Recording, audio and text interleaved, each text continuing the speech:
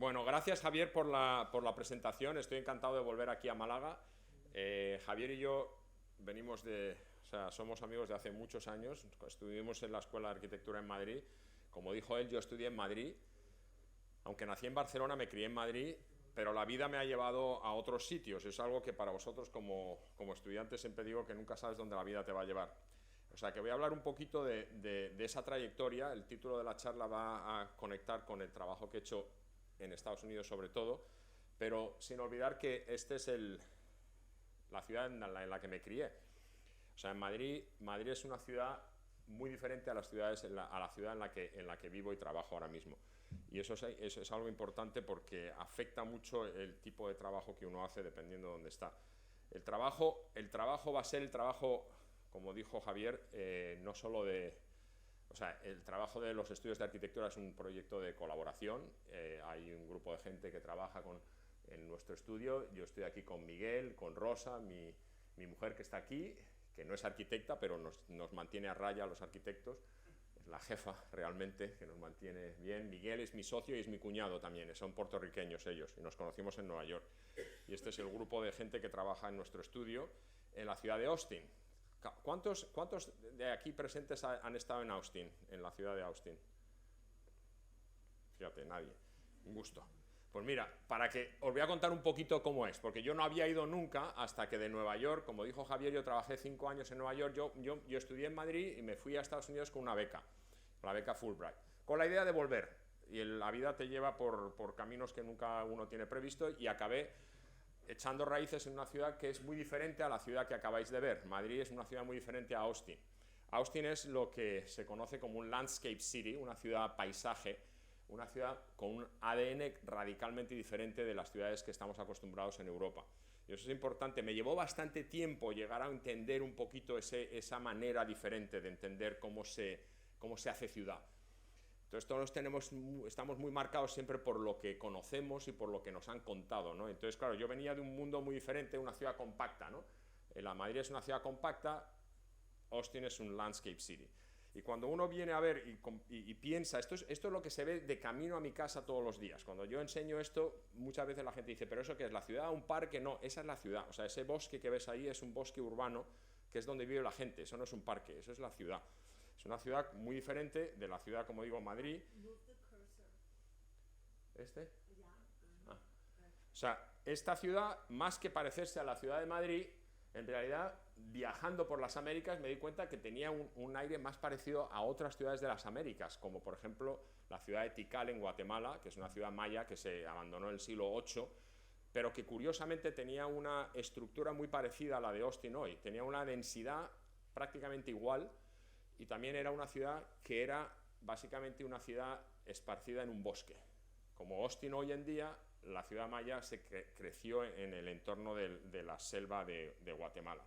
Y esto fue una primera conexión con una manera de entender la relación de los seres humanos y los asentamientos que crean y la relación que tienen con la naturaleza. Eso es algo que es parte de las Américas, no solo de Norteamérica, de Sudamérica y de Centroamérica. Y eso lo descubrí poco a poco leyendo con los viajes. Yo he tenido siempre, mi padre, que era arquitecto también, tenía mucho interés en las arquitecturas de la antigüedad y una de las cosas que yo he hecho desde que estoy en Estados Unidos es viajar mucho por todas las Américas. Esta es la piedra sagrada de Machu Picchu. Esto es un ejemplo de algo que suena muy ajeno a la tradición occidental. Si vosotros pensáis un poco en lo que se considera sagrado en el entorno de la tradición nuestra del mundo occidental, la idea de que la piedra fuera sagrada es algo que nos suena muy lejano. Y esta es básicamente una piedra, se llama así, The Sacred Stone, la piedra sagrada de Machu Picchu, que lo único que hace es reducir el perfil de la montaña sagrada hacia el este. O sea, es una relación con el paisaje muy potente que marca un punto muy sagrado en su mitología. Y esto no es único de Perú.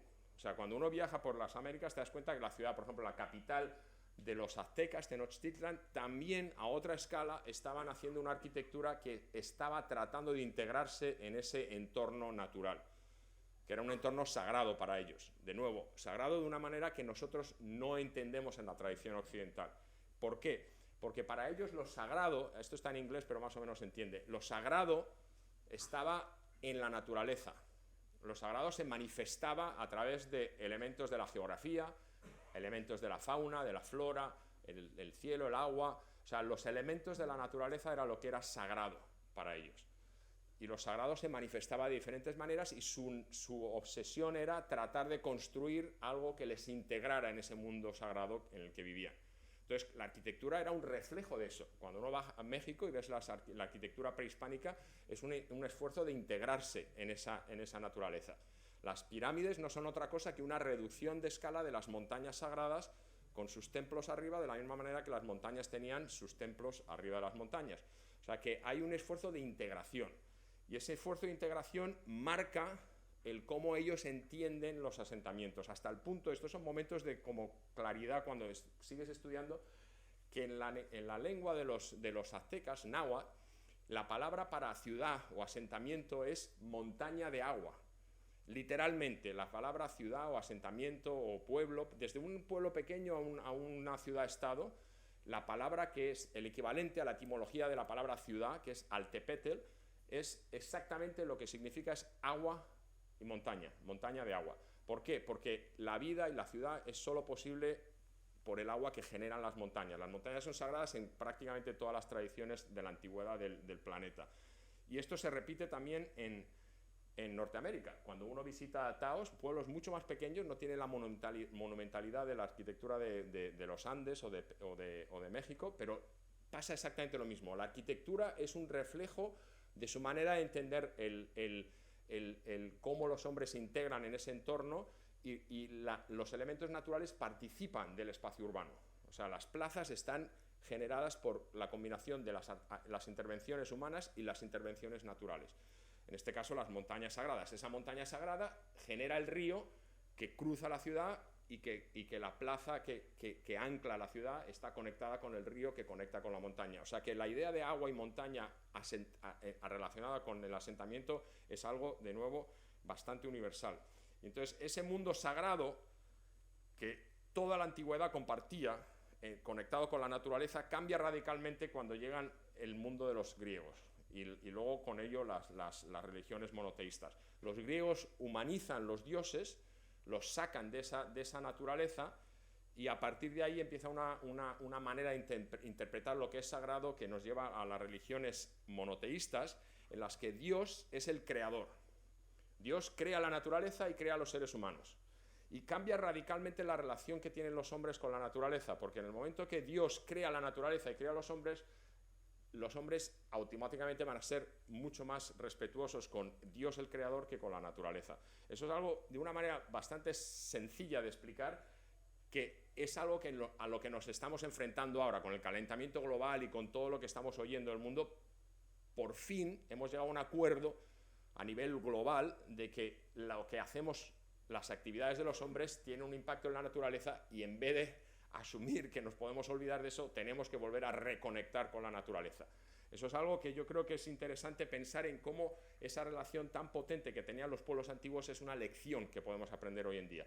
Ellos entendían que si lo que hacían tenía un impacto en la naturaleza nos podía castigar. Ahora nosotros lo estamos aprendiendo también de una manera pues mucho más elaborada, porque pensábamos que nosotros podíamos controlar esa naturaleza y nos hemos dado cuenta de que no podemos. O sea, lo que hacemos afecta a la naturaleza y la naturaleza puede castigar. Ese es el miedo con el que vivían la gente de la antigüedad y creaban arquitectura para mitigar, para reducir ese posible daño. La arquitectura que crearon los griegos, curiosamente, era autorreferencial y se ha convertido en el lenguaje de la arquitectura básicamente hasta nuestros días. La arquitectura de los griegos se sigue usando en escuelas de arquitectura de todo el mundo. De hecho, la Corte Suprema de Estados Unidos se hizo básicamente como un reflejo de la arquitectura griega.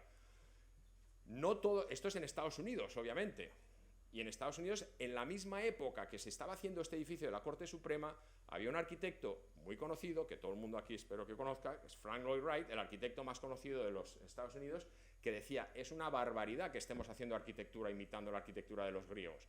¿Por qué? Tenemos que hacer una arquitectura que sea plenamente americana. Y la arquitectura plenamente americana es una arquitectura que conecta con el lugar, que conecta con la naturaleza. Él no estaba tratando de recrear las pirámides, estaba recreando el mismo espíritu de integrarse en la naturaleza. O sea, él veía que esto se construía al mismo tiempo, de verdad que esto se construyó en la misma época en la que él estaba haciendo la Casa de la Cascada. Entonces, él decía que era absolutamente un esperpento que estuvieran haciendo esa arquitectura imitando la arquitectura de los europeos. Él decía, no, la arquitectura aquí tiene que ser americana. Entonces, ese rechazo al modelo europeo es algo que ha sido parte del espíritu de las Américas. Y no solo en Norteamérica, porque en Norteamérica tenemos ejemplos como el de Frank Lloyd Wright y ejemplos como el de Fay Jones, un discípulo de Wright que hizo esta capilla, un edificio muy conocido, que es precioso. Estuvimos hace poco en Navidades otra vez visitándolo por segunda vez, y que es una arquitectura que está tratando de integrarse en el bosque. Es una arquitectura que se integra en el bosque, es una arquitectura que entra en diálogo con la naturaleza. Cuando tú vas a México, vas a Luis Barragán crea la arquitectura en el Pedregal, que es un diálogo con ese paisaje volcánico. El paisaje puede ser de selva, de montaña, volcánico. Hay un diálogo. La arquitectura no se concibe como una cosa autónoma, es el diálogo entre la arquitectura y el lugar lo que le da fuerza. Y esa es una elección que viene de las Américas y que yo creo que ha dado una arquitectura moderna muy rica, muy diferente de la arquitectura moderna de Europa. En cuanto ves, por ejemplo, a Frank Lloyd Wright o a Fay Jones, esos son Bruno Cevi. Nosotros, Javier y yo, compartimos un profesor, Juan Daniel Fullaundo, que era un gran admirador de la arquitectura americana, y Bruno Cevi, un teórico italiano que también era gran admirador de la arquitectura americana, aunque muchas veces se menosprecia lo que viene de las Américas porque se considera inferior a lo europeo. Y estos arquitectos se rebelaban contra eso, decían, sí, nosotros podemos absorber ideas que vienen de Europa, pero las vamos a interpretar a nuestra manera.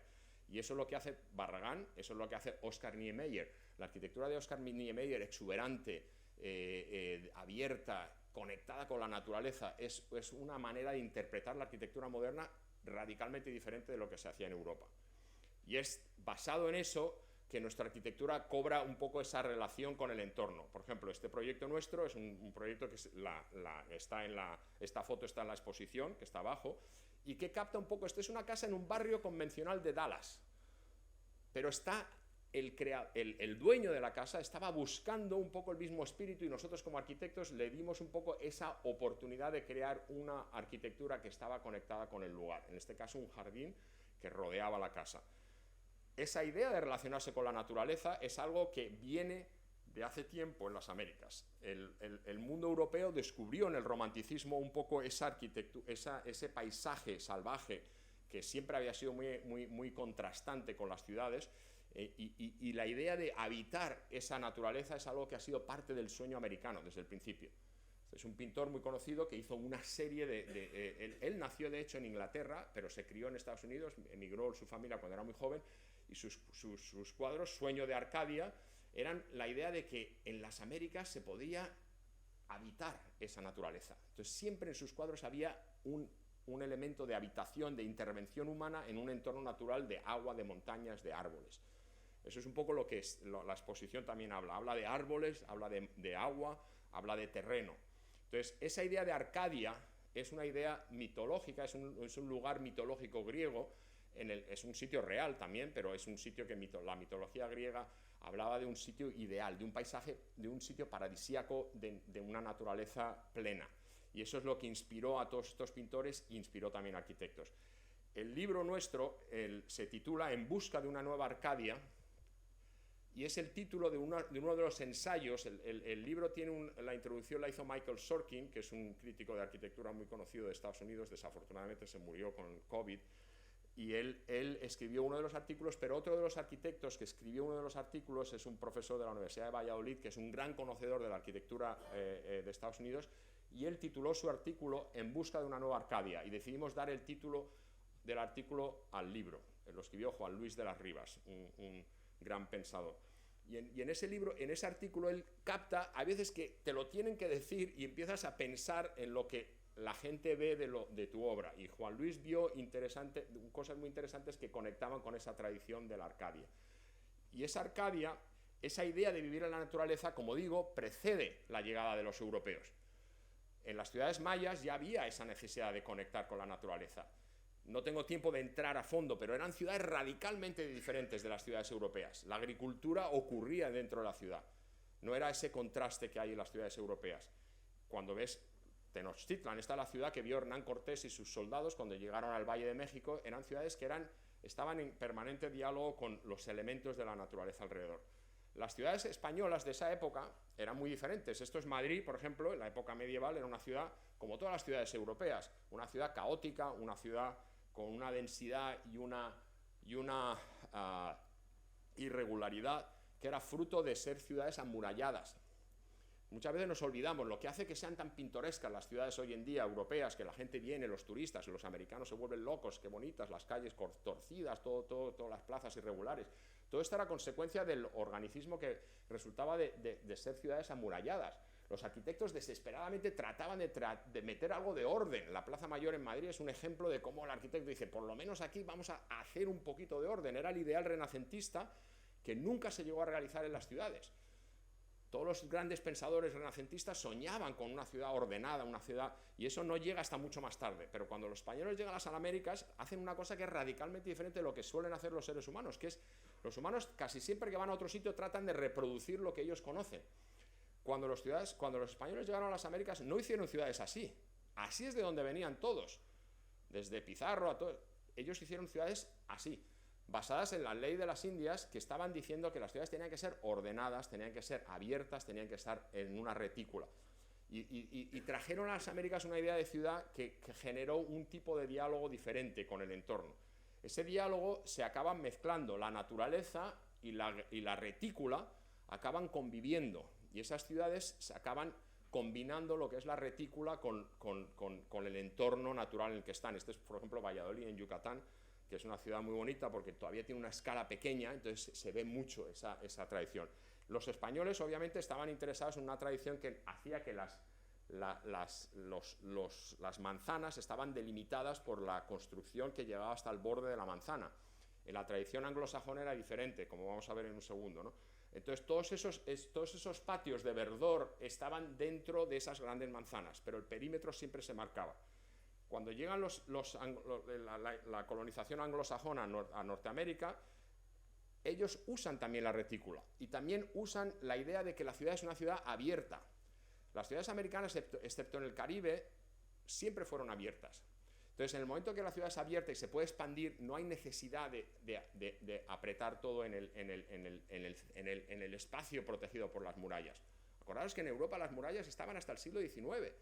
En muchos sitios no se derribaron, en Viena no se derribaron hasta mediados del siglo XIX. Eso afecta radicalmente de la manera en la que las ciudades se generan, cuando están cerradas y confinadas, no pueden crecer. Hasta que el siglo XIX se derriban las murallas y se hacen los grandes planes de expansión, como el de Barcelona o el de Madrid, y ahí traen por fin el orden, la retícula. La retícula es parte esencial del nacimiento de estas ciudades. Y Austin, la ciudad donde yo vivo, es un ejemplo de eso. Pero es una ciudad sajona, es una ciudad anglosajona, no es creada por los españoles, pero está creada con la misma idea. Entonces esta ciudad, claro, cuando tú la ves de cerca, esto es Austin en 1873, tú ves que es una ciudad abierta, el paisaje está ahí, si lo miras más de cerca se ven que son viviendas unifamiliares con los árboles, y cuando la ciudad crece, la ciudad se convierte en un bosque urbano. O sea, este es el bosque urbano que se genera cuando tienes ese ADN en la manera en la que crece la ciudad, que es, de nuevo, radicalmente diferente del ADN de la ciudad compacta. Entonces, cuando tú ves esto, dices, bueno, pues seguro que son sitios muy agradables para vivir debajo de esos árboles. Y efectivamente, por ejemplo, está la casa de mi cuñado, mi socio, que era una casa antigua, le hicimos una ampliación, básicamente la obra la llevó él directamente, y es... Claro, cuando tienes esos árboles, pues la arquitectura es tratar de acomodarte a esos árboles. Austin protege esos árboles radicalmente. O sea, el ayuntamiento de Austin no te permite cortar árboles de tu propia parcela. O sea, los árboles forman parte esencial del urbanismo de la ciudad, que es algo muchas veces pensamos que urbanismo es edificios y calles. No, el urbanismo es también naturaleza, el limitar las superficies pavimentadas, proteger los árboles. Esto es la esencia de una ciudad de este tipo, una ciudad paisaje, una landscape city. O sea, esta es la parte más vieja de Austin.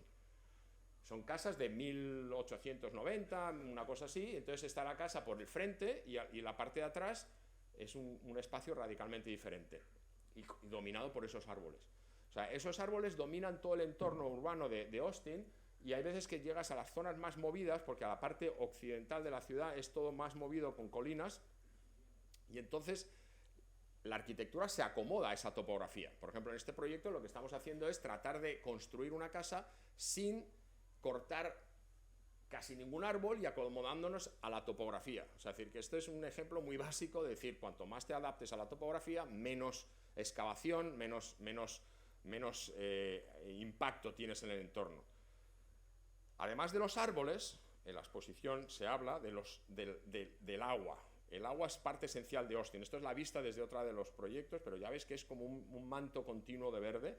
Y entonces ese sistema de ríos y riachuelos que obviamente crecen y hay muy poco canalizado en Austin. O sea, la ciudad todavía tiene que adaptarse a que cuando llueve mucho tienes que lidiar con las consecuencias de lo que hace el agua cuando viene en grandes cantidades. El río principal que cruza la ciudad se llama Río Colorado, que es diferente que el otro Colorado. También los españoles parece que le llamaban Colorado a todos los ríos que tuvieron un poquito de color rojo. O sea, este es otro río Colorado, pero este río es el río principal y luego hay otra serie de afluentes que marcan cómo se desarrolla la ciudad. Estas son fotos que tomé yo me subí a un avión con Iván Van a tomar estas fotos, que hasta algunas están en la exposición, para ver la ciudad desde arriba, ¿no? Porque muchas veces esta ciudad no se entiende hasta que la ves desde arriba. Entonces ya se ve un poco el terreno, el agua. El terreno decide dónde va el agua, y una vez tienes el terreno y el agua ya puedes empezar a dejar crecer los árboles, ¿no? Esa idea de ciudad conectada con la naturaleza requiere también protección de los árboles, protección del agua, protección de dónde drena el agua, y eso es muy importante en la zona de Austin. Austin está en una zona que hay una falla importante y hay muchas aguas subterráneas, hay un acuífero enorme que es protegido. Y entonces la ciudad de San Antonio, por ejemplo, creo que es la ciudad de Estados Unidos más grande que depende de agua subterránea para el agua que se consume. Y todo eso requiere constante protección. En Austin, por ejemplo, hay un sitio muy famoso que se llama Barton Springs, que está en el centro de Austin, que te puedes ir a bañar ahí, que es agua subterránea que emerge siempre a la misma temperatura, y que vive ahí criaturas que no existen en ninguna otra parte del mundo. Por ejemplo, esta salamandra es un bicho que solamente vive en esta zona y es protegido. De hecho, tiene el nombre científico que se le dio basado en el grupo ecologista que peleó para proteger la zona que abastece de agua donde vive este bichito, que es en el centro de Austin. Es imposible que eso ocurra en otras ciudades, que no sean ciudades landscape cities. Esta salamandra, por ejemplo, vive en este sitio donde voy a nadar yo todos los martes por la noche. La temperatura es la misma, da igual el frío que haga fuera. Puede estar a 0 grados y el agua está igual. Está fría, pero está muy buena. Y cuando voy a nadar ahí, siempre me acuerdo de toda la gente que ha protegido, ha peleado para mantener este sitio como es ahora, en el centro de Austin, y que puedas usarlo. Eso es es un privilegio de una ciudad de poca densidad como Austin, que ha permitido que ese agua sea presente en la identidad de Austin. Hay mucha gente que en Austin dirá que Barton Springs es una de las partes más o sea, la gente lleva a ver a los visitantes esa piscina natural porque es una de las cosas de las que están más orgullosos. Y es muy bonito porque a lo mejor no tiene tantos edificios históricos como otras ciudades, pero tiene elementos naturales. Y luego también está la capacidad de la infraestructura como generadora de ciudad. La infraestructura genera ciudad de una manera importante. La ciudad de Austin se inundaba, y a partir de los años 40, 50 se hizo una serie de sistema de presas para poder controlar esas inundaciones. Esta es la esposa del presidente Lyndon Johnson, que fue el presidente de Estados Unidos en los años 60, es el que siguió a Kennedy cuando lo mataron. Era el vicepresidente de Kennedy, fue un presidente muy importante en los años 60, y él era de Texas. Y su mujer se tomó muy a pecho el proteger la naturaleza y crear parques y crear zonas tiene un proyecto de mejorar las autopistas, mejorar desde el punto de vista de integración de la naturaleza. Y fue muy activa y tuvo mucho éxito. Por ejemplo, esta es la zona de Austin que se inundaba, entonces estaba totalmente desolada porque las inundaciones destruyen todo. Cuando se hicieron esas presas, se creó un ambiente. La gente cuando ve esto dicen, eso es un bosque urbano que estaba ahí. No, perdón, es un bosque que estaba ahí. Yo siempre digo, no, ese bosque no estaba ahí, ese bosque creció con la ciudad. O sea, la ciudad creó la infraestructura, estabilizó el río ya es de nivel y de caudal constante, no se inunda porque tiene las presas que lo controlan, y permite crear un parque lineal que es, yo creo, uno de los parques lineales más exitosos y más atractivos que conozco. Y ese es el lugar público. O sea, esto es el lugar público es ese espacio natural que se crea alrededor del río. Claro, cuando ves los diferentes niveles de las presas, hay 23 millas de agua y caudal constante que crean parcelas de gran atractivo alrededor de todos estos canales de agua, por todos lados. Este es el río Colorado en el nivel superior. Voy a enseñaros algunos ejemplos de arquitectura, de proyectos que hemos hecho. Hay uno que está en concreto, quería enseñar, o sea, esto que se crea gracias a un proyecto de infraestructura para controlar el río y abastecer de agua a la ciudad, genera al mismo tiempo unos lugares súper atractivos para parques, para vivienda, ¿no? Entonces, todo este borde de aquí, este es, por ejemplo, un proyecto que hemos hecho, que no sé por qué se mueve solo, pero bueno, que se cambia solo. Esta es la vista desde la casa, esta es la vista desde la entrada. Hay un patio y se ve ya el agua y el otro lado del río. Hay unos árboles extraordinarios que crecieron ahí durante mucho tiempo. Como decimos en la exposición, los árboles son esencia de la ciudad, y la arquitectura trata de responder un poco a la belleza del lugar y básicamente la conexión con ese entorno. Pueden ser ventanas altas en la cocina, pueden ser correderas, pueden ser de diferentes maneras de conectar, pero la idea es que uno trata de sacar ventaja, este es el dormitorio, a ese entorno natural tan atractivo. Ahí se ven los árboles, por ejemplo, el dueño estaba muy decidido a proteger el árbol a tope, ¿no? O sea, esa rama prácticamente toca el edificio, pero él decidió que era mejor no cortarla. Y siempre que hay una tormenta en Austin me preocupa que se va a caer esa rama encima, pero bueno, por ahora no ha pasado. A veces que le llamo por teléfono, oye, ¿cómo fue la tormenta? No pasa nada. Son árboles que estaban ya ahí y la arquitectura se acomoda, se adapta, ¿no? Se integra en ese entorno. Esta es ya más cerca del agua, ventana que mira a la piscina. Esta es ya viendo el agua, ahí se ve el agua, ahí se ve el embarcadero para las lanchas. Esto es parte de lo que es. Esto es dentro del término municipal de Austin, no es otra ciudad, no es a las afueras. Esto es lo que se diría el término municipal. Y claro, la arquitectura en este caso responde tratando de incorporar ligereza. Aquí a lo mejor lo que dices, ¿no, Javier? Dice finura, ¿no? O sea, ¿cómo dices? Este proyecto, por ejemplo, yo dije, vamos a hacer el reto de hacerlo, ¿cómo se puede hacer lo más ligero posible? Eso es lo bonito del acero, que puedes llevarlo a unos niveles de ligereza que parece que se puede quebrar, ¿no? Pero el acero es muy fuerte, pero puede ser muy ligero, y es muy bonito en ese sentido, ¿no? Entonces, crea momentos de conexión con ese entorno. Hay un ejemplo de esa belleza del lugar y esa manera de conectar con el lugar, que es un puente que también quería enseñar, que está en la exposición. Este es el croquis inicial, que muchas veces, yo siempre lo digo a los estudiantes, hay ahora ordenadores, tenemos maneras de dibujar de muchas maneras, pero no hay nada más eficaz que el croquis a mano alzada para captar la idea de un proyecto. Y la verdad es que no sé por qué lo enseño así, porque en realidad cuando hice este dibujo estaba lleno de dibujos alrededor, que a lo mejor 2 o 3 personas estaban dibujando, y este dibujo pues era muy pequeñito en una hoja en la que estás dibujando muchas ideas. Pero capta muy bien la idea del proyecto, y el proyecto era un intento de nuevo de integrarse en el paisaje. La idea de integrarse es un paisaje de juncos, un paisaje de agua, un paisaje. Entonces, la ligereza del puente y la idea de integración es parte esencial de lo que estamos tratando de hacer en este proyecto. Y es muy obvio, en el sentido de que, por ejemplo, esto es una foto en invierno, cuando ya las hojas han caído y se ven los juncos, y cada vez que voy ahí cambia, ¿no? la manera en la que se percibe. Por ejemplo, cuando lo ves desde la piscina también tratamos de que la piscina se integrara con el agua del río, y luego ves al fondo el puente que desaparece prácticamente, ¿no?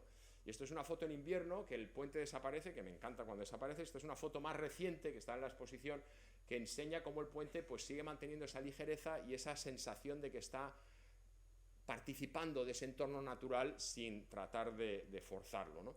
Y ese entorno natural, lo que me gusta a veces, esta es, por ejemplo, la casa que conecta al puente. El puente conecta la casa principal con una casa de invitados, y como la fuerza de la naturaleza, ¿no? Cuando los árboles crecen y siguen empujando, llega un momento que parece que se van a comer, ¿no? La arquitectura, que son cosas interesantes, porque cuando uno viaja por el mundo maya, por ejemplo, esta es una de las ciudades perdidas de la zona maya, en la que ves lo que pasa cuando las ciudades mayas abandonaron la naturaleza se las comió enteras, ¿no? Yo siempre digo que Austin, si la abandonáramos hoy, prácticamente pasaría exactamente lo mismo, sería básicamente cubierta por vegetación. Eso es exactamente lo que pasaría con esta casa, o pasaría, como pasó con las pirámides. Voy a enseñar también un poco un entorno, o sea, Austin tiene colinas, tiene agua, tiene zonas planas, y es muy interesante ver la variedad de topografía. Por ejemplo, en los dibujos que usamos en el libro, me gusta enseñar que hay otras casas. Muchas veces tratamos los arquitectos siempre de que parezca que los proyectos están aislados. A mí me gusta que se entienda que esta casa tiene un terreno en forma de cuña muy estrechito en la entrada. Esto es lo que se ve desde la casa. Esto es lo que se ve desde la casa cuando entras. Pero claro, la arquitectura se va abriendo a ese entorno. A medida que te acercas hay un patio, vas entrando, pero nunca sin perder nunca la conexión con el exterior. Una vez entras, se ve esa conexión con el exterior. O sea, la arquitectura está tratando de responder bien con ventanas que son más como una especie de marco, ¿no? como un cuadro, ¿no? O con patios que te dan privacidad, ¿no? El patio, por ejemplo, es algo que no es muy parte de la tradición anglosajona, que es una pena porque es una cosa tan obvia que es más parte de la tradición del sur de Europa y del mundo hispano en las Américas. Y cuando propones patios ahí suenan como cosas raras, ¿no? Pero es muy básico. Esto es la parte de la entrada de la casa, pero en el momento que tienes unos patios ya creas privacidad. Y luego la presencia de los árboles, que es una de las cosas que la exposición habla. Me parece que hay un par de comentarios que hago de los árboles. El verdor, el contraste, aquí queríamos el contraste del blanco, es una escalera de acero, y la idea de la ventana que te conecta, ¿no? Y cuando llegas al nivel de arriba, ves la ciudad desde arriba. Y esta es la foto del cartel de la charla, y que también me gusta porque enseña un poquito lo que hablo cuando hablo del bosque urbano, ¿no? O sea, es decir, esto es todo una zona residencial. Empiezas a entender que hay otras viviendas por aquí. Cuando ves esto así sin fijarte, parece que estás en un terreno, una casa con un terreno de muchas hectáreas. En realidad es una casa que está llena de casas alrededor. Es un poco lo que digo, la fábrica, el tejido urbano, o sea, aquí lo veis aquí, ¿no? Hay dos casas aquí, otras dos aquí, otras dos aquí, hay casas por todos lados. Pero cuando ya subes por encima de la copa de los árboles, pues las pierdes, ¿no? Entonces, esa conexión con la naturaleza y esa idea del tejido urbano integrado es algo que queríamos reflejar en el libro. Cuando hicimos el libro nos tomamos la molestia de hacer, básicamente, hicimos 2 dibujos de cada proyecto, hicimos de como, no sé si fueron 12 proyectos, en los que hacíamos una ventana del tejido urbano de como unas 5 hectáreas y otra más cercana del proyecto en sí, enseñando con mucho detalle cómo ese proyecto en concreto se conectaba con el... Aquí lo amplié un poco para que se viera, el dibujo tiene mucho detalle, pero lo que queríamos es que se entendiera el tejido urbano y la casa. En vez de enseñar la casa aislada, queríamos que se entendiera que era parte de una idea de ciudad. O sea, este terreno no es diferente de que todos estos, no es una cosa única, está lleno de terrenos como este. Es como si fuéramos, no es la excepción, es lo normal del tejido urbano ese. Entonces lo que hicimos fueron 10 ventanas y luego enseñábamos una foto de cada proyecto, aparte de los proyectos que desarrollábamos. En el libro se ve. Entonces esta es la que os enseñé antes, que es la casa de mi cuñado, y se ven los árboles y se enseña que hay una planta que lo explica y luego una foto. Y entonces así hicimos con varias, ¿no? Entonces es como una especie de taxonomía, ¿no? Como una especie de catálogo, ¿no? urbano de la ciudad, en el que enseñamos. Por ejemplo, es un barrio de los años 70, hay otro de los años 50. Hicimos casi todas las décadas, ¿no? Del 1900, 1920, 40, 60, 50, 70, 80, 90, enseñando cómo la ciudad ha ido creciendo con un entorno y un tejido urbano muy diferente. Por ejemplo, esta es mi casa, nuestra casa de Rosa. Y es una casa que compramos cuando llegamos, no es una casa que diseñamos nosotros, la ampliamos, pero que enseña un poco, pues yo no había vivido en una casa en mi vida. Yo me había criado en España y había vivido siempre en un piso. Pero cuando llegué a Austin, pues había que vivir en una casa porque es donde vivía todo el mundo. Te adaptas, ¿no? Yo tengo un piso en Madrid, nos encanta, venimos aquí en verano, pasamos la mitad del tiempo, no, la mitad no, más allí que aquí, pero la idea es que cuando vivo en Madrid vivo en un piso porque eso es lo suyo. Cuando vivo en Austin vivo en una casa porque eso es lo suyo. La gente me dice, ¿pero qué es mejor uno u otro? Y digo, son diferentes, no tienen nada que ver uno con otro. Son fantásticos los dos, Madrid es fantástico, Austin es fantástico, pero no tienen nada que ver uno con otro. Y te tienes que hacer el ajuste cuando vas de un sitio a otro. Esta es la casa, una casa en la que hemos hecho cosas, pero claro, la casa ya estaba, en la casa a la derecha, le pusimos un muro delante, que es una cosa rarísima, hacer un espacio en la parte frontal, que en Estados Unidos es muy raro porque dejan todos los espacios frontales abiertos.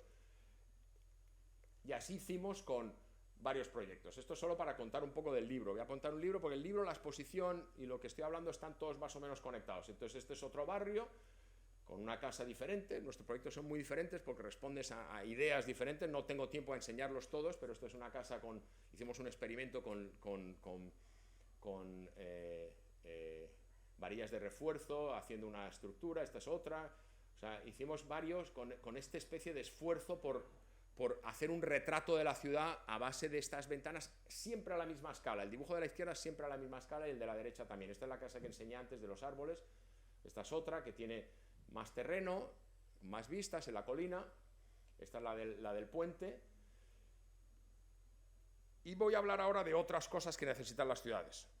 Es como la segunda parte, que va a ser un poquito más corta, no se preocupe todo el mundo. Que todavía me quedan enseñar algunas cosas, pero quiero enfatizar que obviamente las ciudades tienen que proveer el espacio de refugio, el espacio de habitación, el espacio doméstico, pero al mismo tiempo tienen que proveer espacios de encuentro, espacios de culto, espacios de entretenimiento, espacios de educación, lugares de encuentro, edificios singulares.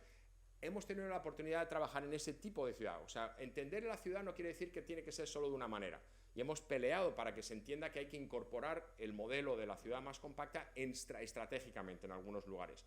Y eso es lo que estamos haciendo con algunos de los proyectos que voy a enseñar. Me voy a concentrar en los aspectos relacionados con esta alternativa a la ciudad. Por ejemplo, este es un proyecto de Teodoro González de León, un arquitecto mexicano muy conocido que hizo el Centro Mexicano en Austin. Él se murió, el proyecto no se acabó y nos eligieron para hacer el proyecto. Hicimos equipo con Tatiana Bilbao, estamos trabajando con Tatiana Bilbao en este proyecto y la idea principal es básicamente acabar un espacio. Fue un proyecto complicado porque se tuvo que hacer durante la pandemia. Estamos ya en construcción, pero esto se tuvo que hacer durante la pandemia. Son proyectos públicos que tienen que tener mucha conexión con la comunidad chicana de Austin, que ha sido bastante marginalizada durante mucho tiempo. Entonces, lo que estamos haciendo es un entorno natural precioso, está al lado del río, con árboles, pero estaba el espacio totalmente indefinido. Entonces, lo que hemos peleado y lo que estamos haciendo es básicamente completar el edificio, que le faltaban los brazos, abrazar un espacio público y completar el círculo. Con lo cual, me encantó, porque como me encantan los círculos, digo, mira, este proyecto ya pedía un círculo. Entonces, le completamos el círculo abrazando un espacio público que ellos ya llamaban el Zócalo. El Zócalo es una manera muy común en México de llamar a la plaza principal. O sea, este es el Zócalo que va a crear un espacio público que conecta con la naturaleza, conecta con el agua, crea como un mirador y está definido por la arquitectura, que es muy sencilla, son dos pabellones, uno que crece en el lado norte, otro que crece en el lado sur, con una materialidad muy diferente de la de Teodoro González de León, pero siguiendo la forma del edificio que él había generado, ¿no? Siempre con respeto a lo que encuentras. Eso es algo que hacemos también con la arquitectura que encontramos. Este edificio está claramente falto de definición de espacio y lo que estamos proponiendo es completar el edificio y crear espacio público. De nuevo, espacio de encuentro. Otra cosa que es muy curiosa en Austin es una ciudad súper cosmopolita. Hay mucha población hindú y hicimos un proyecto muy bonito que es un templo hindú y una escuela hindú para la comunidad hindú de Austin. Y entonces de nuevo ahí te conectas con la historia, ¿no? O sea, por ejemplo, el Swami, el líder de la comunidad, nos explicaron los rituales. O sea, este es un ritual cuando estamos haciendo la cimentación, en el que le piden perdón a la madre tierra por el hecho de que se va a crear algo que de alguna manera rompe el equilibrio de lo que no había ahí, ¿no? Entonces hay una serie de ceremonias que se hacen y es muy bonito cuando te toca meterte en otras culturas. Y a mí me encanta la historia, ya sabéis que enseño arquitectura mexicana, y me encanta el reinterpretar ideas. Por ejemplo, la idea de crear umbrales, de crear espacios con bordes fuertes, es algo muy típico de la arquitectura hindú y lo recreamos con estos bloques de piedra, creando un patio, creando un espacio que da acceso al templo, que tiene unos rituales muy importantes para ellos, porque antes de cualquier ceremonia tienen que hacer como esta especie de recrear las 4 direcciones cardenales del universo,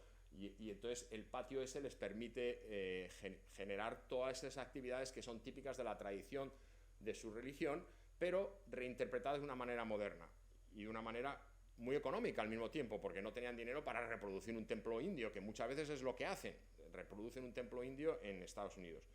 Entonces esto es algo que para nosotros es muy importante, cómo acomodar espacios de encuentro. Mucha de la gente que vive en las casas que he enseñado necesitan un sitio donde encontrarse con el resto, ¿no? En este caso y eso es lo bonito del sueño americano, que esta ciudad es súper cosmopolita, pero todo el mundo entiende que hay ciertas cosas que todo el mundo quiere, y esa relación con la naturaleza es muy fácil de entender y muy fácil de adaptar. Y luego cada uno busca sus espacios especiales para reunirse para lo que sea, en este caso para sus ceremonias y para su tradición hindú. Y hay otros momentos que las razones por las que se reúne la gente es para ver una carrera de Fórmula 1. Y eso es otra cosa que nos tocó. Yo no sé si lo enseñé me parece que sí lo enseñé. No sé, pues esto es otro proyecto muy curioso. Austin de pronto construye el primer circuito de Fórmula 1 en Estados Unidos que se ha construido nunca para Fórmula 1, resulta que es en Austin. Y acabamos haciendo todos los edificios alrededor del circuito. El circuito lo diseñan unos alemanes, Tilke, y nosotros diseñamos todos los edificios alrededor. La gente aquí se reúne para ver las carreras.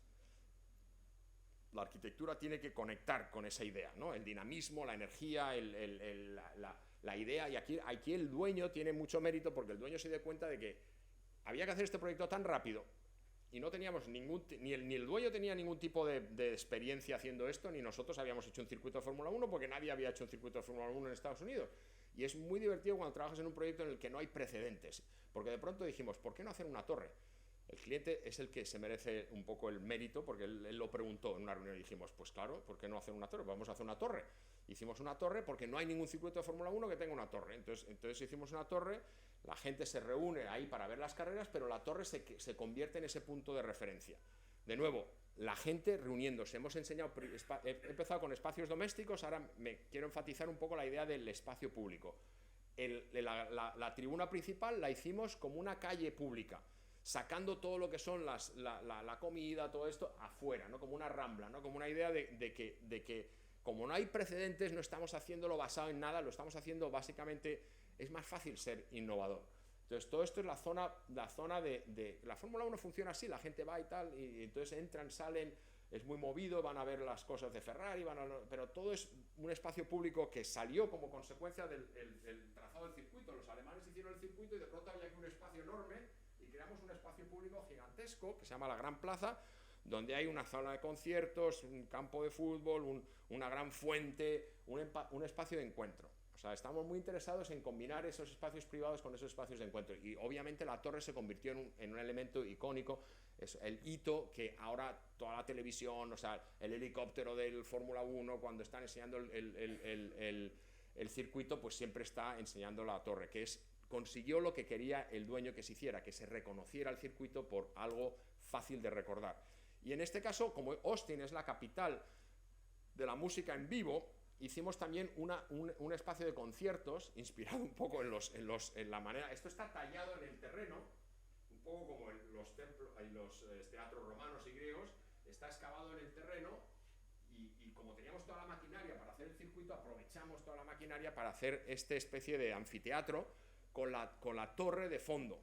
Entonces la torre se convierte en este elemento que se ve cuando estás yendo a conciertos, cuando vas a carreras. El dueño dijo, yo no puedo tener un circuito aquí que solo me sirve para la carrera de Fórmula 1, vamos a hacer otras cosas. Y sí, efectivamente, hicimos un auditorio para conciertos para 16.000 personas, que se genera ingresos todos los años, pero genera otra razón para que la gente acuda. Y la torre se ve cuando vas a un concierto, se ve cuando vas a una carrera y se convierte en un elemento memorable de una manera. Obviamente es un mirador, la gente puede subir y capta el espíritu de la esencia, ¿no? De la Fórmula 1 como algo dinámico, algo energético, ¿no? Entonces eso es algo que ha marcado un poco el carácter, ¿no? de ese circuito. Ahora vamos a ver este auditorio. Este es un auditorio, otro punto de encuentro muy diferente, la educación. Por ejemplo, esto es para el sistema público de institutos. Todos los institutos públicos de Austin tienen un auditorio que lo usan para por la música, actuaciones y todo eso. Y esto es un proyecto hecho con dinero público en plazos muy cortos, pero que trataba de enseñar cómo un edificio público tiene una obligación urbana de crear un entorno y un perímetro más amable, que eso es algo que no hay en la tradición de ellos. Y en este caso lo que hicimos fue que, aunque sea un auditorio, que tiene obviamente muchas razones por ser cerrado, en este caso tiene una transparencia.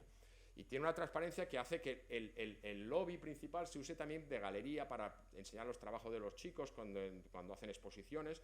Y es un proyecto que trata de elevar un poco la idea de que cuando los chicos van allá a participar en conciertos, pues le da un aire de importancia, ¿no? Porque en realidad pues es un auditorio fantástico, ¿no? Desde el punto de vista acústico y desde el punto de vista de todo, ¿no?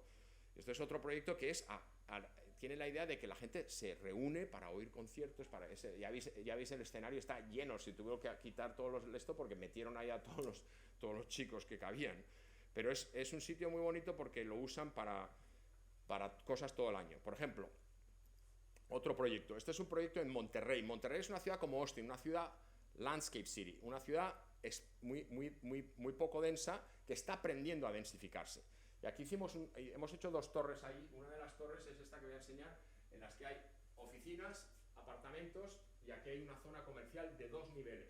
Y aquí es donde nosotros peleamos con el promotor para que en la parte baja hubiera un espacio público. Eso es más difícil de conseguir cuando son promotores privados. En este caso peleamos para que esa parte de la calle, que eran todo naves industriales abandonadas en un espacio absolutamente decrépito, lo transformamos y hicimos un espacio público, una escalera pública que la gente, me recuerda un poco lo que, ¿dónde está Ferran? Lo que hicisteis aquí con el escalonado ese de abrir, que la gente se pueda sentar de una manera informal, que haya un espacio público en el que no tienes que pagar para entrar, por supuesto hay cafés, restaurantes, pero esto es uno de los dibujos que hicimos específicamente para el libro, en el que enseñamos un poco la idea de cómo esa esquina se convierte en un espacio público que se le da a la ciudad, que no lo piden, que el promotor tuvo que ser convencido de que merecía la pena hacerlo, porque todo este espacio, claro, desde el punto de vista de promoción muchas veces lo ven como esto es un espacio que puedo generar más metros cuadrados de no sé qué, no, les convencen, no, esto es un espacio público y esto vale mucho,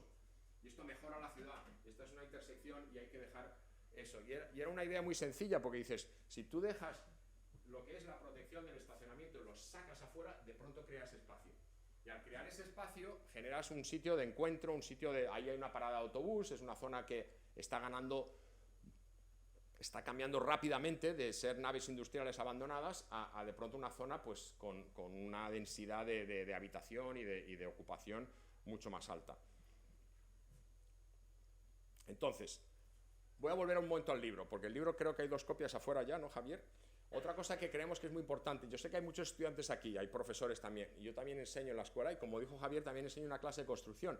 Me interesa mucho la construcción, es imposible no estar interesado en la construcción cuando vienes de la Escuela de Arquitectura de Madrid, porque teníamos una formación muy relacionada con eso, y es algo que queríamos reflejar en el libro. En el libro hay toda una serie de detalles técnicos que explican las ideas principales del proyecto desde el punto de vista de la construcción. Por ejemplo, este proyecto aquí a la derecha es un proyecto muy curioso porque cuando lo ves parece que está flotando, ¿no? O sea, hay cristal aquí, entonces la idea es que esta pantalla está soportando la estructura del edificio, no hay columnas, las columnas está protegiendo el sol de poniente, el sol de naciente, pero al mismo tiempo está actuando estructuralmente. Entonces aquí hacemos el dibujo que enseña eso, ¿no? Es como decir, vamos a enseñar el truco, es como el cocinero enseñando la receta, ¿no? En este caso hacemos un dibujo muy detallado que cualquier estudiante o cualquier arquitecto puede entender exactamente lo que hicimos para hacer eso posible.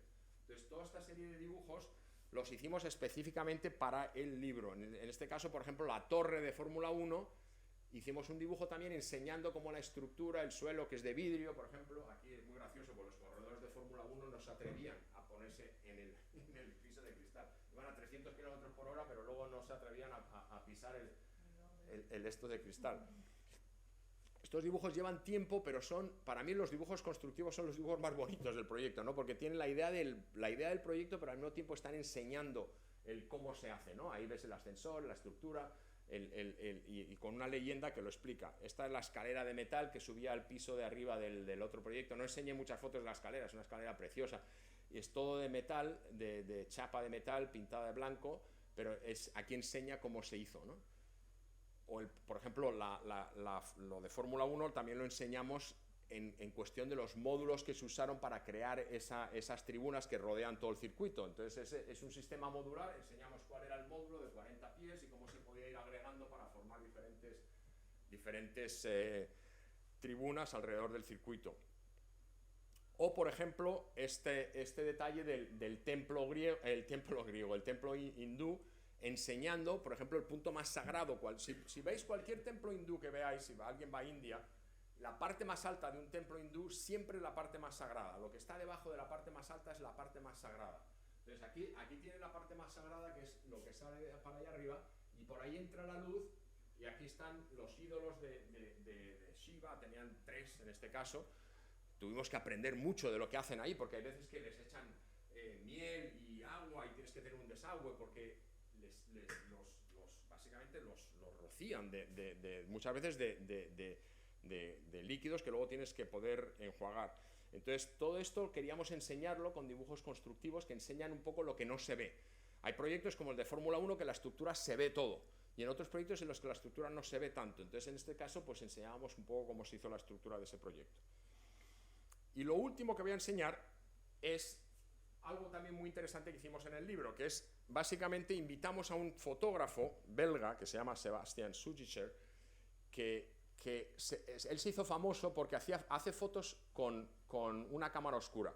Cámara oscura son esas cámaras antiguas que hacen un agujerito y el agua... No, tienen otro nombre, ¿cómo se llama? Cámaras estoméricas, no sé cómo se llama.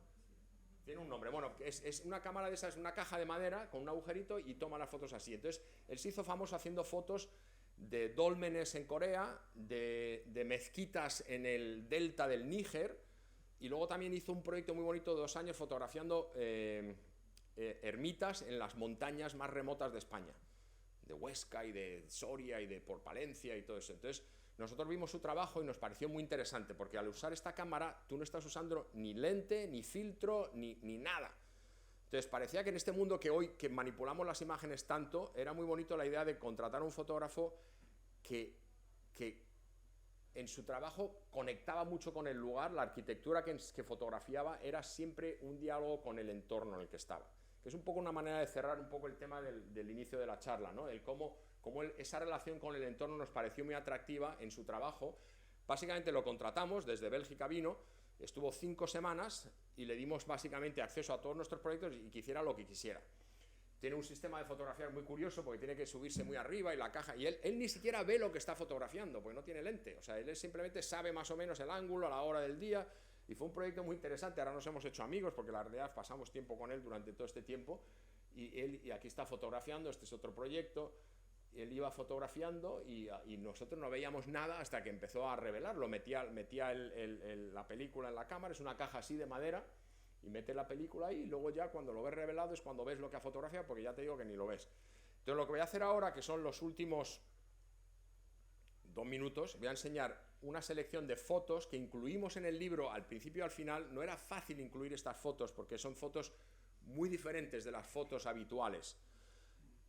Y entonces las incluimos como al principio y al final del libro, sin ningún tipo de texto y sin ningún tipo de referencia al proyecto, simplemente la foto, así. Entonces lo que voy a hacer es voy a enseñar las fotos sin decir nada. Voy a hacerlo como en el libro, sin decir ningún tipo de referencia a qué proyecto es ni nada, porque es básicamente lo que le dijimos a Sebastián: tú fotografía lo que quieras. Entonces acabamos con 45 fotos de estas de la cámara oscura. Voy a hacer he elegido unas 20, una cosa así, para enseñar ahora. Entonces las voy a ir pasando sin decir nada para que veáis un poco el trabajo que hizo, porque esto va a ser motivo de otra exposición, una exposición en la que es la manera en la que Sebastián fotografió por primera vez arquitectura moderna, ¿no? Él ha fotografiado arquitectura de otros sitios, pero esta es la primera vez que fotografió arquitectura moderna. Y estas son las fotos que tomó.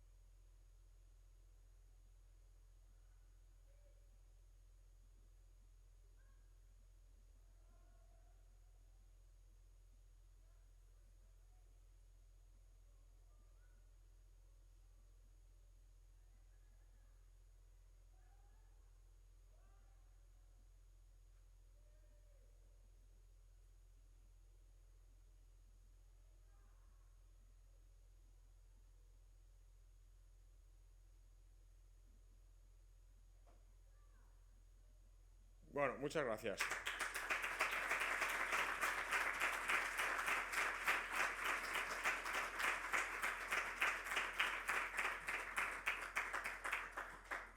Javier, yo encantado de, si hay preguntas, contestarlas, ¿eh? O sea, que no sé si hay tiempo, si alguien tiene alguna pregunta, yo encantado. Yo solamente quería deciros una cosa, y aquí hay profesores de esta escuela, que no se engañen, por favor. Esto es ser arquitecto. Esto es ser arquitecto, con todas las letras. Lo que hay que saber es esto para ser arquitecto. Nada más os digo eso, ¿no? Esta es una clase de arquitectura. Con mayúscula. Todos los temas que estamos tocando en la escuela, todos están aquí. Y ejercidas desde el ser arquitecto. Entonces ya está, es que es incontestable esto. Yo creo que hace falta de vez en cuando que nos recuerden lo que es el arquitecto. Me parece como que, vamos a ver, esto es la vida. Con eso creo que lo digo todo. Fantástica, me ha parecido espectacular. Gracias, Javier. Por muchos motivos, porque la actitud, lo que haces, la forma de dibujar, construir, todo, es que está todo, es que ya está, es una clase integral de arquitectura. Ay, Javier, que me emociono. Tú sí que nos emocionas.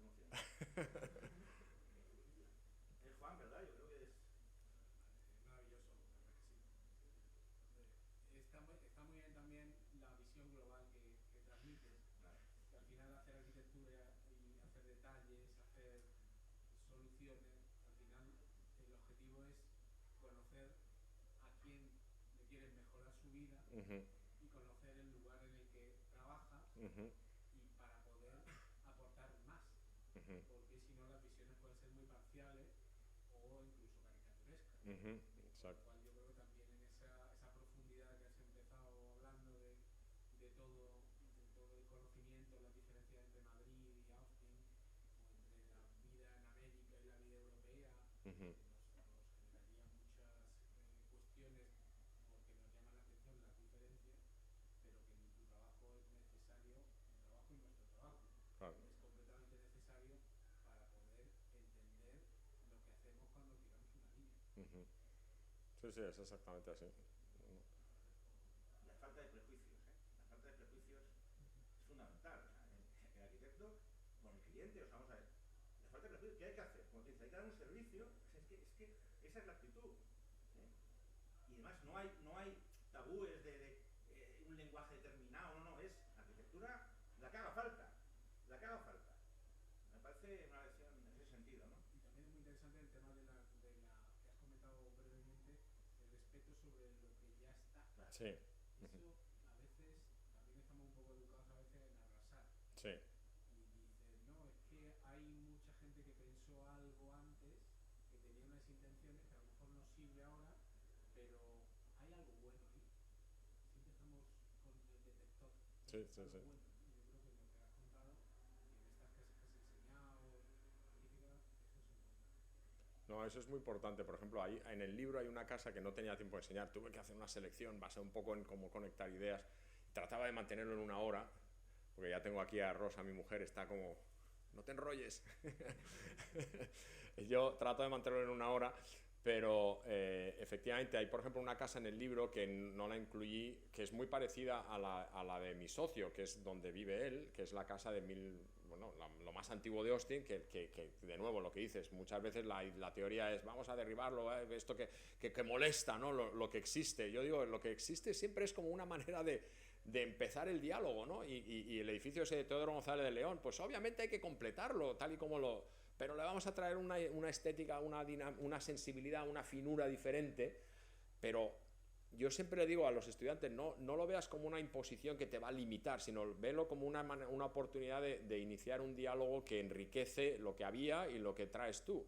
O sea, que muchas veces ese diálogo se ve como un impedimento y es muchas veces una fuente de riqueza. Y entonces, en ese caso, yo creo que sí que es importante entender lo existente como algo, pues como una realidad, ¿no? La cultura, por ejemplo, cuando trabajas con la cultura hindú, fue muy interesante trabajar con ellos, ¿no? Porque descubres cosas que no lo que dices tú es muy importante, falta de prejuicios, el no ser, la intolerancia está asociada con eso, con unas inseguridades extrañas, ¿no? Es decir, que cuando uno está abierto a las cosas, pues es más fácil entender a la gente, ¿no? Porque estos clientes hindús confiaron en nosotros, tuvimos que aprender cosas, pero obviamente entendieron que les podíamos escuchar y podíamos entender lo que estaban tratando de transmitirnos. Y muchas veces, pues la ignorancia hace que no supiéramos ciertas cosas. Por ejemplo, las figuras que ellos tenían, que son esculturas que hicieron en India, de Shiva, que tenía un Shiva súper grande, venían de India, entonces decíamos, bueno, pues cuando lleguen las podemos meter por la puerta y caben, y calculando a ver qué tamaño tenían, y cuando les dijimos que las íbamos a meter por la puerta, dijeron, no. Shiva no entra en el templo así. Shiva entra en una bañera llena de pétalos, con no sé qué, vertical, no puede estar inclinada para nada. Y nosotros, ay, perdón, quitaremos una ventana grande para meter Shiva como Dios manda. Bueno, cuando se peleaban. Sí, bueno, eso es otra historia que es difícil de creer. O sea, estamos en una reunión, imaginaos, estamos en una reunión, esto es cierto, estamos en una reunión, estos son toda gente súper, ingenieros, doctores, gente súper preparada. Trabajar con los clientes hindúes son dificilísimos, porque son súper listos, súper atentos, pero claro, tienen una manera de ver las cosas diferente. Pero, por ejemplo, cuando estamos hablando con el Swami, estamos hablando de cuántas, o sea, ellos estaban discutiendo a ver qué, porque nosotros siempre tenemos la idea, bueno, pues Jesucristo, la cruz, el medio, no sé qué, en este caso teníamos el altar, pero ellos ponen diferentes figuras, ¿no? Diferentes dioses. Entonces, cuando estaban discutiendo qué dioses se ponían, parece que de pronto, sin venir a cuento, nos preguntan, oye, ¿podemos poner una cortina que baje desde arriba para separar los dioses? Y nosotros decimos, una cortina, ¿para qué? Y dice, es que por la noche se pelean. Y nosotros, ¿cómo que se pelean? Sí, es que son bastante revoltosos. Así tal cual, ¿no? Entonces estás tratando de mantenerle esto, porque son, ya te digo, ingenieros. Entonces dice, cuando le ponemos la cortina, ya los calma. Por la noche, cuando ya se va todo el mundo, pues parece que son muy revoltosos, entonces había que poner una cortina separando a cada uno de ellos. Y son muy prácticos también, son muy graciosos. Cuando les dijimos lo que costaba la cortina, dijeron, no, eso es muy caro, vamos a hacer otra cosa. Vamos a poner una versión más joven de este y más vieja de la otra, que esos no se pelean. Y así resolvemos el problema. Y fue como de verdad que cuando cuentas esto, y claro, tú tienes que mantener la cara como... Ah, sí, por supuesto, claro, entiendo, claro, que se pelean por la noche. Sí, pero vamos a ver, no, pero es que cuesta mucho porque es un espacio muy complicado para bajar una cortina desde ahí arriba y tal. Ah, bueno, entonces se quedan pensando y al final, al cabo de 2 días nos dicen, no, que es muy caro eso, hemos encontrado otra solución. Eso es un poco la mentalidad hindú, ¿no? Dice, hay un problema, mira, esto tiene que estar orientado así. Y es muy gracioso, porque dice, no, tiene que estar orientado así porque tiene que el sol entrar por la mañana. Y dice, mira, es que es imposible porque el tal... Ah, bueno, pues entonces, pues no. Pues no pasa nada. ¿Sabes? Se adaptan muy bien. Pero fue una experiencia buenísima en ese sentido, pero tienes razón, me acordaba de lo de esto. Sí, perdón. Eduardo, ¿verdad? Sí, podríamos comentar un montón de cosas por mi propia afición a Sí.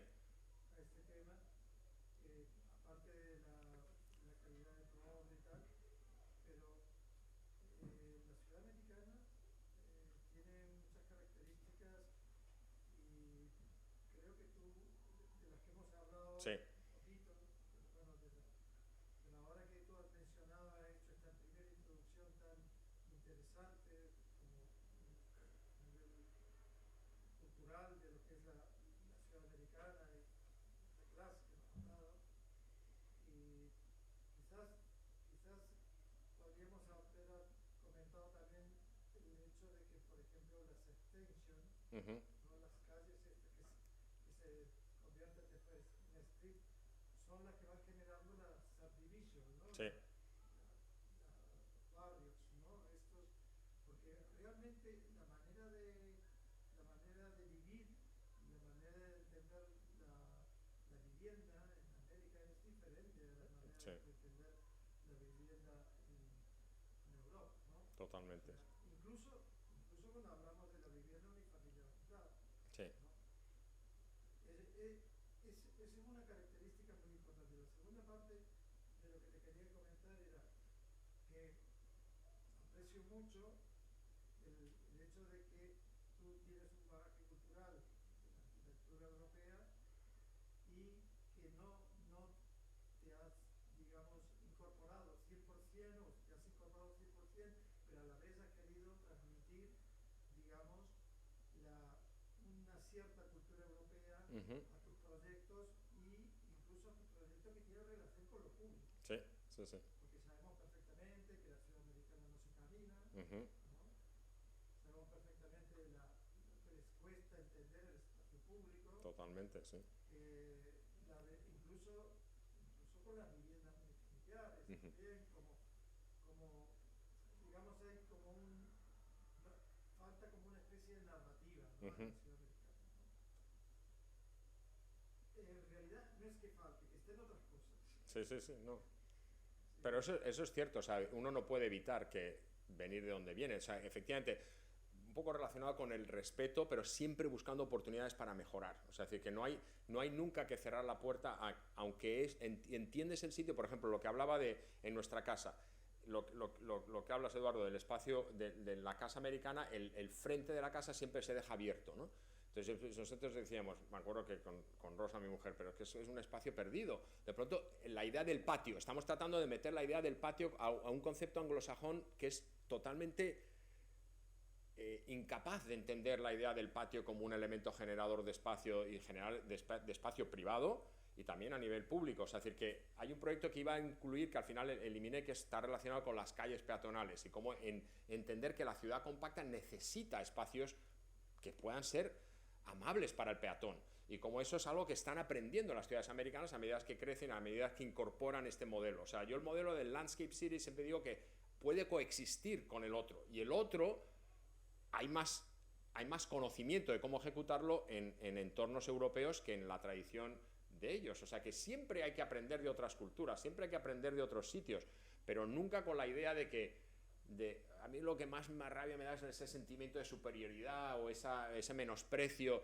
Yo digo, siempre hay maneras de aprender y de enseñar, pero siempre basado en un esfuerzo por entender, no necesariamente por despreciar y suplantar, ¿no? Entonces, efectivamente, la ciudad americana tiene muchas cosas que mejorar, muchas cosas que aprender, pero tiene cosas muy buenas también.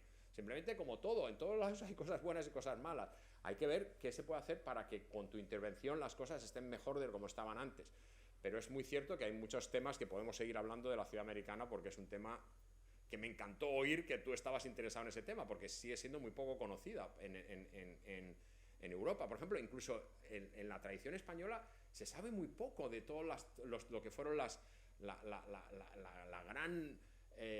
gran historia de España en las Américas. Ahora es como una cosa como un poco delicada de hablar de eso, pero digo, hay una realidad ahí que es fascinante cuando uno viaja por las Américas, ver un poco cómo esas ideas que venían de España se implantaron en las Américas por H o por B, pero es fascinante porque ha pasado siempre. Los romanos llegaron aquí, trajeron ideas, los griegos les trajeron a los romanos aquí, los árabes llegaron aquí, trajeron ideas, las ideas fueron a México. Me encanta la idea de cómo evolucionan. En India no sabían cómo hacer una bóveda hasta que no llegaron los árabes. O sea, es decir, que la idea de que uno pueda aprender con la cultura que llega de otros sitios es algo básico que tenemos que seguir enfatizando. Yo he admirado mucho en los proyectos esa introducción, sin haber perdido el respeto a la tradición americana también. Uh-huh. Porque hay proyectos donde puedes ver algunos autores americanos también, ¿no? O sea, puedes ver como una tradición americana, ¿no? Sí. En algunos proyectos, pero siempre introduciendo como tu propia cultura, ¿no? Uh-huh. O sea, esos dobles espacios, incluso en el proyecto grande, creo que es un mall, no me acuerdo qué era, que tiene como sí, la pantalla que crea el espacio. Sí. Creando ese doble espacio, ¿no? A mí sí me pareció que hay una parte que hay que resaltar, que es la parte más cultural del proyecto, ¿no? Uh-huh. Y ya que estamos en la escuela, ¿no? Claro. No, es que si no tienes la cultura es imposible ser arquitecto, es lo que estaba diciendo yo. Claro. O sea, el ser arquitecto incluye esa cultura. Es que por eso es un ejemplo, es un paradigma del ser arquitecto, es lo que has contado hoy, porque demuestra la cultura que hay que tener, el edificio que hay que manejar, la cultura gráfica que hay que tener, todo. Lo digo, ser y el está siempre abierto. O sea, el arquitecto, si no está abierto a cosas, es que no puede luego hacer arquitectura. Y la curiosidad. Sí, sí, no, la curiosidad es Sigue siendo fundamental. igual de curioso que cuando tenía 8 años. Ese es lo que yo creo que Juan destaca muchísimo.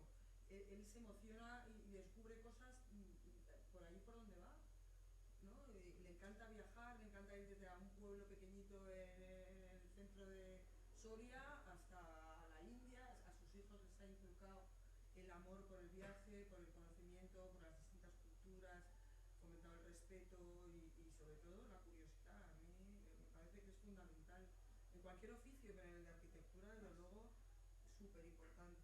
Es que es una fuente de aprendizaje Totalmente. constante. O sea, es decir, que a mí lo que me fascina es tratar de entender por qué la gente hace lo que hace. O sea, cuando viajo y vas a Japón, y dices, ¿y por qué hacen esto? ¿De dónde vienen? ¿De dónde vienen las ideas? ¿Y de dónde vienen? Un poco lo que me gusta, Louis Kahn llamaba el capítulo 0 de la historia. Me encanta ir para atrás, ¿no? O sea, es decir, ¿de dónde vienen esas ideas? Reflexionar, ¿no? Eso es importantísimo. Así que ya desde los 8 años me veías. Bueno. Se le veía venir. Se le veía venir. Bueno, ¿alguna queréis preguntar algo? Venga, los estudiantes. A ver. Bueno, que lo primero agradecerle esta charla magistral.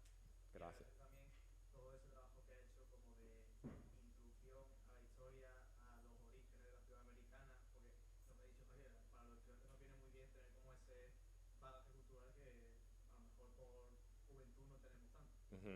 Que me llamó mucho la atención una cosa, creo que fue de las primeras diapositivas en las que se veía la ciudad de Austin, ¿no? Sí. Todo ese landscape city, Sí. con toda esa arboleda, todos esos bosques integrados con las viviendas, y luego de fondo estaban como supongo que sería un centro financiero de rascacielos y tal. Es el centro de la ciudad, sí. Claro, la City. Que me llamaba la atención el contraste, pero que a la vez tampoco era disonante. Yo te quería preguntar si usted cree, por ejemplo, que los rascacielos en esa cultura americana, que además surgieron allí, son parte de esa landscape city, son algo diferente, o cómo conviven si son algo diferente, más tirando a la ciudad compacta, cómo conviven esas dos formas. No, conviven. O sea, y no tengo ninguna duda de que pueden y deben convivir. O sea, es decir, que en esto es que es importante no ser dogmático, ¿no? En el sentido de que eso, vivimos un mundo en el que parece que todo es así. Eres de unos o de otros. I like it o I hate it. O me gusta o no me gusta. Y digo, no, hay muchas cosas que son más. En este caso, muchas veces cuando hablo del Landscape City, parece, bueno, por eso quería enseñar también rascacielos. O sea, nosotros entendemos que la ciudad necesita otras cosas que el Landscape City no provee. Entonces, la densificación del centro de las ciudades es algo que es inevitable porque o sea, siempre al final es bueno tener alternativas. Cuando nosotros nos mudamos a Austin no había otra alternativa para vivir que era vivir en vivienda unifamiliar. Ahora mismo ya hay en Austin alternativas, si quiere vivir uno en una torre residencial, que antes no había. Entonces, el rascacielos efectivamente es pues, forma parte de la idea de Estados Unidos y de América en general. Pero cuando comparo la foto de Austin con la foto de Tikal, no sé si te acuerdas, es muy parecido como el centro de las ciudades maya. Las ciudades mayas eran también viviendas unifamiliares esparcidas en el terreno, en la jungla, y de pronto los edificios que rompían eso eran las pirámides, que eran súper verticales y que eran enormes y altísimas, que de alguna manera también convivían, ¿no? O sea, es decir, que la idea era que una ciudad de piedra permanente, con altura, convivía con las viviendas unifamiliares que se hacían de paja y eran básicamente materiales desechables. O sea, que ya hay ejemplos que comparten esa dicotomía, ¿no? De una ciudad más permanente, más compacta, con una ciudad más dispersa, que se adapta al terreno. O sea, que yo lo veo con mucha naturalidad. Efectivamente, el centro de las ciudades es muy típico en Cincinnati, en cualquier ciudad. O sea, es decir, tienes un centro y luego la ciudad se expande. Se expande porque ya de nuevo, y eso es algo que muchas veces, yo me acuerdo cuando me di cuenta, claro, es que muchas de las ciudades europeas son muy densas porque no les quedaba otro remedio, porque cuando tenías que pensar en ampliar los muros, las murallas que protegían una ciudad era como una inversión y o sea, se hacinaban. Mira Barcelona es la ciudad más hacinada del mundo hasta que pudieron expanderla. Pero no era, ahora va uno y dice, ay, qué bonito el barrio gótico, pero no era un sitio que la gente planeara hacerlo así de por sí, sino que era casi como que se vieron forzados a crearlo así. Y eso es algo que trato de enfatizar, que cuando uno tiene opciones, te puedes elegir una u otra, pero muchas veces no tienes opciones, ¿no? Y hay cosas que generaron la ciudad europea, el ADN, yo hablo del ADN urbano, el ADN no tiene nada que ver. Yo escribí un artículo que se llamaba "Ya basta con Copenhague", porque en Estados Unidos van a Copenhague, no, hay que hacerlo todo como Copenhague. No, Copenhague es otra ciudad diferente, pero claro, de pronto uno se enamora de todo lo escandinavo y ya parece como que, no, pues sí o no, hay ideas que se pueden aprender, pero otras cosas no. O sea, que en ese sentido hay veces que es importante entender lo que uno tiene y ver cómo se puede mejorar, pero sin desecharlo por principio, ¿no? Claro, yo creo que eso es el entender lo que hay, lo que tiene y qué puede hacer con eso, ¿no? Porque también se nota la sensibilidad que tienen en su estudio los proyectos, tanto con el entorno natural existente como en algunos casos, como por ejemplo el de la Fórmula 1, en un entorno artificial. Totalmente, exacto. Impuesto, ¿no? Sí. Con la pista. Sí, exactamente. En ese caso realmente era un entorno artificial, porque básicamente no había nada y lo crearon de cero, ¿no? Todo ese circuito y no había nada, ni un árbol. Los árboles los plantamos todos nosotros, no había nada. Pero en cuanto, una cosa que no mencionaste de la Fórmula 1 es que cuando vinieron los organizadores del MotoGP y otros, venían y le preguntaban, oye, ¿cómo podemos copiarnos en Europa un poco del modelo de lo que ustedes hicieron aquí? Porque en Estados Unidos no había nada de Fórmula 1. Entonces los americanos dicen, ¿cómo voy a hacer dinero aquí? Tengo que vender la Coca-Cola y los nachos y todo. Entonces, Juan... Claro, no había los subsidios que hay aquí para Fórmula 1 en todos los, prácticamente fuera de Estados Unidos, todos son subsidiados por el gobierno de cada país. Entonces, al hacer esto, pues conociendo el sistema americano, ayer nosotros fuimos al partido del Real Madrid y mi hija se sorprendió pues que todo el mundo trae el bocadillo. Y en los Estados Unidos traer el bocadillo es como que no, porque la idea es que gaste en la hamburguesa o en el hot dog. Bueno, de hecho yo estaba preparando los bocadillos en casa de mi madre y me dice, Rosa, pero no te van a dejar entrar el bocadillo. ¿Cómo que no van a dejar? Es lo que hacemos siempre cuando vamos al estadio. Te llevas el bocadillo en el intermedio, un bocadillo de jamón lo más rico que hay. Pero en los Estados Unidos no puedes traer comida afuera porque la idea es que consumas ahí. Entonces, en Fórmula 1, pues vas a Monza o en cualquier sitio y pues no hay una cosa así tipo Disney World. Y los americanos, pues cuando hicieron esto, dijeron, oye, tenemos que generar dinero de alguna manera. Entonces, ahí es donde el rol del arquitecto, porque el cliente no sabía, él era un compañero amigo de Juan que juega al fútbol juntos, y él no sabía, de momento tenía este terreno y decidió hacer esto. Y él decía, en todo caso, poder hacer dinero de esto. Entonces, ahí la estructura de la tarima, digo, en vez de hacer todos los concesionarios dentro, vamos a hacerlos fuera, porque así hay movilidad y se hace... No, es como una calle comercial, pero Rosa, lo más importante de lo que dices, que es un punto importante, es lo de crear un espacio para conciertos, para jugar al fútbol, para festivales, para todo. O sea, es decir, que cuando uno va ahí, por ejemplo, Fórmula 1 ahora, en todos los otros sitios quieren hacer lo mismo que en Estados Unidos, que en Estados Unidos ahora cuando vas a la carrera de Fórmula 1 hay concierto el viernes, concierto el sábado y concierto el domingo, pero vienen todos, desde Bruno Mars a Elton John, o sea, es decir que... Entonces la idea es que tú vas a la carrera y en vez de todos salir de la carrera porque ya se ha acabado, ahora hay un concierto, ahora hay un no sé qué. Entonces el auditorio que creamos era para generar actividad económica, pero al mismo tiempo es decir, joder, es que no tiene sentido crear una infraestructura tan enorme para la que se necesita para una carrera como Fórmula 1, que necesitas 100.000 aparcamientos, 100.000 no sé qué, pues vamos a usarlo para otras cosas. Pero claro, cuando te lo paga el gobierno, a este hombre no le pagaba al gobierno los 20 millones que cuesta darle al Bernie Ecclestone cada vez que traes la carrera. Entonces tenía que generar de alguna manera. Entonces la plaza, todo eso es para conciertos, para esto. Claro, tienes el acceso para los bomberos, porque el Fórmula 1 tiene eso. Tuvimos que hacer simplemente haciéndolo a 5 pies más ancha. La carrera, lo que pide la FIA para el acceso de emergencia en la Fórmula 1 era 5 pies más pequeño de lo que piden los bomberos en Estados Unidos para poder tener acceso de emergencia. Entonces, esos pequeños ajustes de pronto por un poquito más de costo, de pronto ya, muy poquito más, porque hacerlo 20 o 25 pies era prácticamente igual el costo, ya tienes el acceso a todo lo del escenario, los bomberos, es decir, es cierto que es fascinante cuando trabajas con un cliente que no tiene ni idea de lo que de la referencia, ¿no? Porque muchas veces los clientes dicen, quiero como esto, pero en este caso, como no había referencia, lo estábamos inventando, como dice Rosa, a la carrera. Vamos a hacer esto, vamos a hacer una plaza, vamos a hacer un auditorio. ¿Qué tamaño el auditorio? Pues no sé, pues venga, vamos a dibujarlo, y lo que salga, 5.000, 10.000, 15.000, pues así vamos decidiéndolo así. Ahora tiene tanto éxito que ahora los europeos están diciendo, oye, vamos a copiarnos un poco este sistema.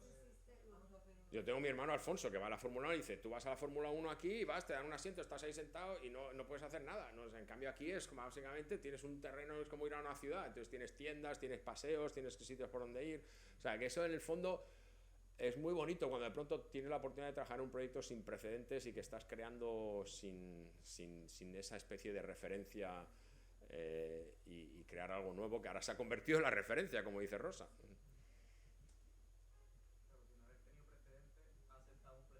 Sí, de alguna manera, exacto. Eso es lo... Muy bien. No hay que preguntar nada. Pues muchas gracias, Marco. Gracias.